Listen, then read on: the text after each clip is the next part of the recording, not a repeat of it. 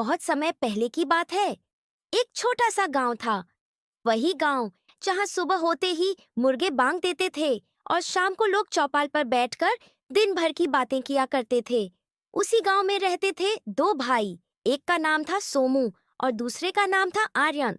दोनों सगे भाई थे, लेकिन उनकी सोच और स्वभाव में जमीन आसमान का फर्क था। सोमू बहुत ही सीधा साधा और दयालु लड़का था। अगर रास्ते में कोई घायल जानवर दिख जाए तो बिना सोचे समझे उसकी मदद करता। कभी किसी भूखे कुत्ते को रोटी दे देता तो कभी प्यासे पक्षी के लिए छत पर पानी रख देता। गांव वाले कहते थे, इस लड़के का दिल बहुत बड़ा है। वहीं दूसरी तरफ था आर्यन। आर्यन को बस एक ही चीज से प्यार था, पैसा। उसे लगता था कि दुनिया में सबसे बड़ी ताकत अमीरी है। वो हर समय यही सोचता रहता, मैं जल्दी से जल्दी अमीर कैसे बनूं। एक दिन गर्मियों की दोपहर थी। सूरज आग बरसा रहा था। सोमू अपने घर के बाहर बैठा था। तभी उसने देखा एक बूढ़ा साधु प्यास से बेहाल लाठी के सहारे लड़खड़ाता हुआ चला आ रहा है। साधु की आवाज कांप रही थी। बेटा, थोड़ा पानी मिलेगा?" सोमू बिना देर किए अंदर गया, ठंडा पानी लाया और बड़े आदर से साधु को पिलाया। साधु ने पानी पीकर राहत की सांस ली और सोमू की आंखों में देखा। साधु मुस्कुराया और बोला, बेटा, तुम बहुत नेक दिल हो। आजकल ऐसे लोग बहुत कम मिलते हैं। इतना कहकर साधु ने अपनी झोली से एक छोटा सा घड़ा निकाला। यह कोई साधारण घड़ा नहीं है। जो चीज दिल से मांगोगे, यह तुम्हें दे देगा।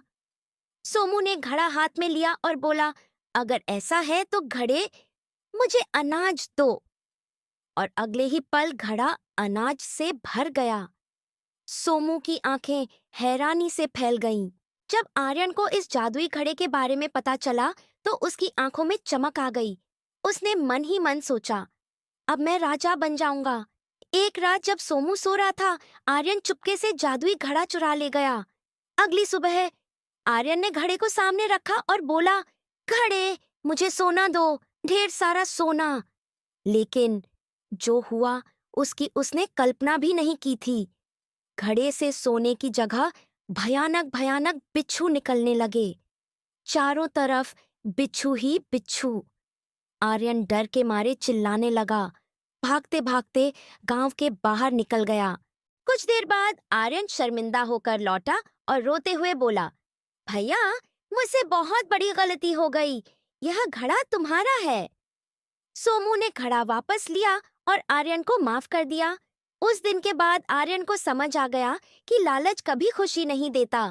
तो बच्चों, इस कहानी से हमें ये सीख मिलती है कि लालच का परिणाम हमेशा बुरा होता है और सच्ची खुशी दयालुता में ही होती है।